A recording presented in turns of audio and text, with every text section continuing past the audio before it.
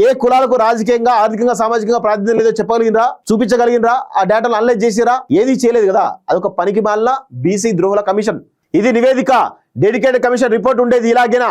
దీనికి covering letter ఏది? Report లో ఉన్న సారాంశం ఏమిటి? డేటా ఇచ్చి రిపోర్ట్ అంటే ఇలా, దీనిపై తేదీ లేదు, సంతకం లేదు. రిపోర్ట్ పై హైకోర్టు నిప్పులు. రిజర్వేషన్ల జీవో 46 పై స్టే జారీకి నిరాకరణ. ఎన్నికల ప్రక్రియలో జోక్యం చేసుకోలేమన్న న్యాయమూర్తి. 100% న్యాయస్థానమే ప్రథమ శత్రువు. అది అందరికీ తెలిసిన విషయమే. డెడికేటెడ్ కమిషన్ అట. సర్కారును తప్పబడ్డ బీసీ కమిషన్. ఏమున్నది డెడికేటెడ్ కమిషన్? అదొక పనికి వల్ల కమిషన్. అది డెడికేటెడ్ కమిషన్ కాదు, బీసీ ద్రోహుల కమిషన్. అది బీసీ ద్రోహుల కమిషన్. అది ఇంత దారుణంగా అంటే దారుణంగా. ఆ రాష్ట్రంలో బీసీలపై అధ్యయనం చేసినటువంటి డెడికేటెడ్ కమిషన్ ఇచ్చిన నివేదికపై రాష్ట్ర హైకోర్టు తీవ్ర అసంతృప్తి వ్యక్తం చేసింది.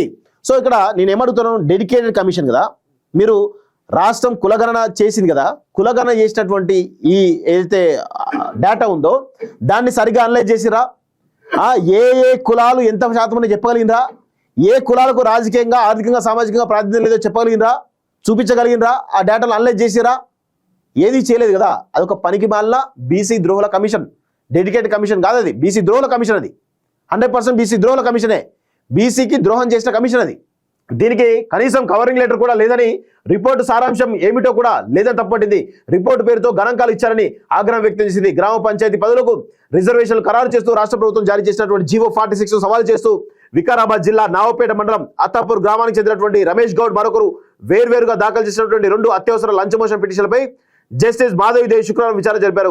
ఈ సందర్భంగా ఆమె బీసీలపై అధ్యయనం చేసిన డెడికేటెడ్ కమిషన్ సమర్పించినటువంటి నివేదికను ఎందుకు బహిర్గతం చేయాలని ప్రభుత్వం నిలదీశారు.